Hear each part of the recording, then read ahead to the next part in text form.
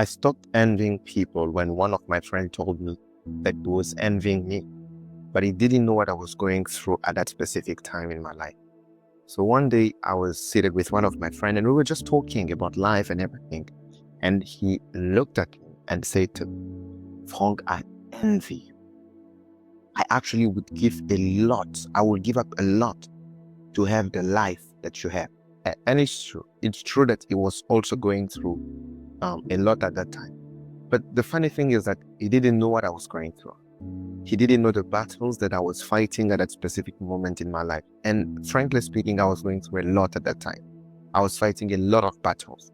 But he had still, I would say, the courage to look at me and say, I want to have the life that you have. I'm envying this life without knowing what I was going through.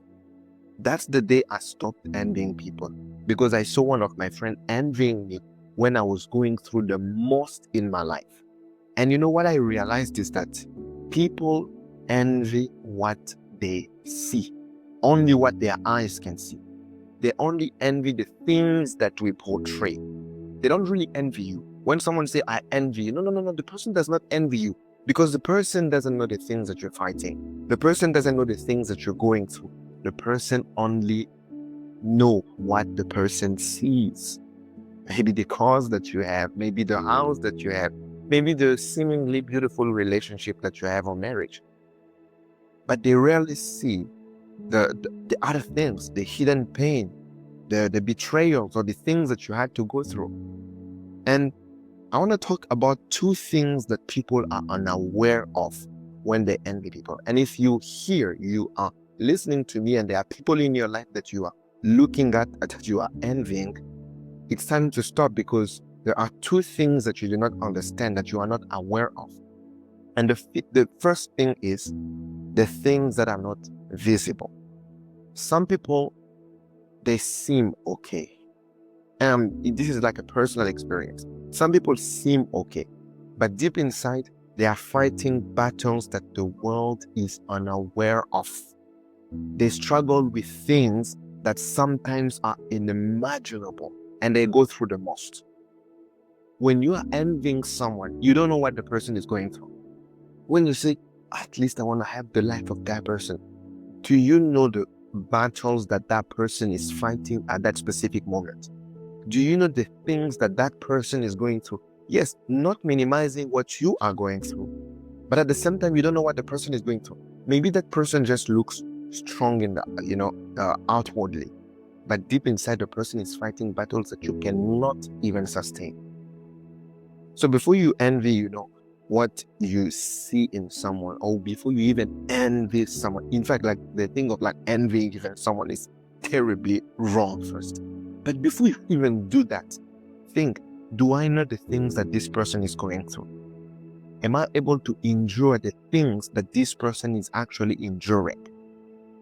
If you can't, there's no good for you to envy that person. In fact, even to wish you had the life of that person. No.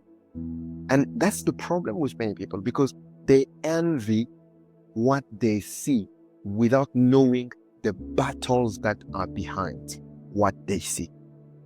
People envy what they see. In fact, if you really want to genuinely envy someone, envy that person and envy the battles that that person is fighting. That will be like a genuine envy, because most of the time we only envy the things that we see. We are not envying the things that we don't see, or we are unaware of the battles that are going on in the background of the people, of the lives of the people that we try to envy. That's the first thing that people are unaware of, the things that are not visible. But the second thing, some people, they seem okay and they are okay. But when you are envying them, you are unaware of the past they had to endure. The first category, I was speaking about the people who were, how would I say this? The people who were struggling in the present time with something, but you are envying them without knowing what they're going through right now. But the second category is that you envy someone, maybe that person really, really is okay, but you are envying him without knowing what he went through to be where he is right now. Some people are okay, they don't seem okay, but they are okay today simply because life taught them the hardest lesson ever. Some people went through the most. They endured some of the toughest battle of life to get where they currently are. They had to fight a lot. They had to endure the most to be where they are right now. So when you envy them, please look at their past. Try to envy also their past instead of just envying the present of the person. Let me give an example of Joseph. Let's say you meet Joseph, the biblical Joseph, the one who was sold by his brothers. Let's say you find him in Egypt. You meet him in Egypt and you start envying his position. You start envying how he is now the governor of Egypt. But you don't know what Joseph went through. You don't know that he had to be sold by his brothers. They had to literally sell him. He had to be lied about, put in prison unjustly. He had to be forgotten by someone that he helped. But he was still faithful to God. If you had to go through what Joseph went through, betrayed by your family, your brothers, your siblings, they sold you. In fact, they wanted to kill you even. They sold you by mercy, literally. You had to be lied about that. You wanted to sleep with the lady, but you really didn't want to. And you were put in prison unjustly. And you have someone, you say to the person, please put on a good word for me when you go out, and the person forgets about you for 2 years. Think about that. Someone envying Joseph without knowing his past. And that's what we do. You envy someone. You want to be like this person, but you don't know his past. You don't know what he fought to be where he is. You don't know what he went through to be where he is. Some people paid the price you did not see.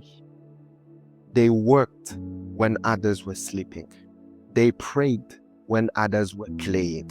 They stayed faithful when others decided to quit. They endured rejection. They lost opportunities. They had to fight discouragement to be where they are. To be where they are.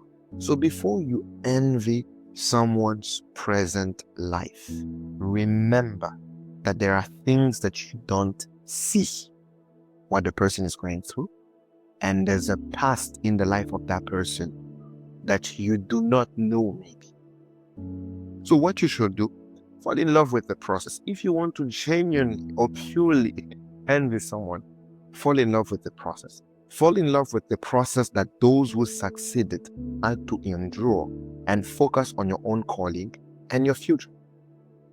And here's what you should do. I want to give you 4 things that you should do when you find yourself that you're trying to envy someone. This is 4 things that you should do that can calm you. First of all, practice gratitude, because actually gratitude kills envy. When you are grateful for the life that you have, you will not unnecessarily try to envy the life of other people. You will be grateful for where you are. You'll be grateful for what you have. You'll be grateful for where God is taking you. So learn to practice gratitude. The second thing is that pray for those people you feel jealous of. Pray for them. In fact, pray even for them to move forward, to increase. Because when you are praying for them, it actually is doing something in your heart. Because it's hard to envy someone you sincerely pray for. So pray for that person. It's very, very important.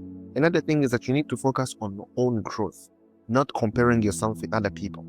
And by your growth is how obedient are you to what God is asking you to do now, instead of you envying someone else. Because God does not judge you by popularity or by how great you seem outwardly. God judges you by your obedience to His word, your obedience to His vision, your obedience to where He's taking you. So judge yourself based on that, and focus yourself on growth and not on comparison. And the last thing, trust God's timing. This seems cliche, but it's true that you need to trust God's timing. The scripture says in Ecclesiastes chapter 3 verse 11, He, God, has made everything beautiful in His time. There's a time for everything. When you focus on what God is asking you to do, your time will come. Your time will come. Your time is not late, and you are being prepared. So stop envying people, because you don't know what they're fighting, what they are going through, and you don't know the past they had to endure to be where they are today. So fall in love with the process Fall in love with God and where God is taking you. Other than that, God bless you. Have an amazing time, and I'm going to see you again next time for another episode. Cheers.